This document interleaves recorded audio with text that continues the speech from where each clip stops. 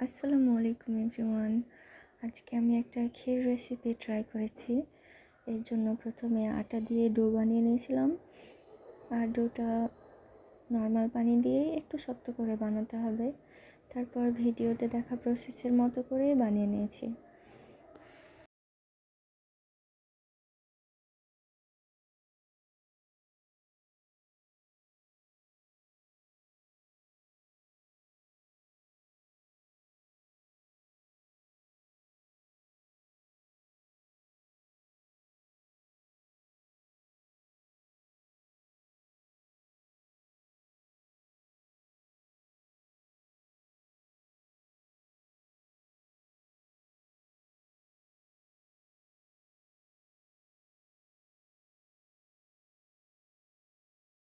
এরপর কিছুটা আটা উপর দিয়ে দিয়েছি যেন একটার সাথে আরেকটা লেগে না যায়।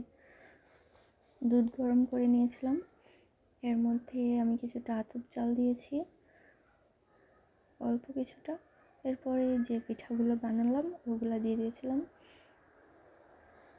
অ্যান্ড তারপরে খেজুর গুঁড়ো দিয়েছি।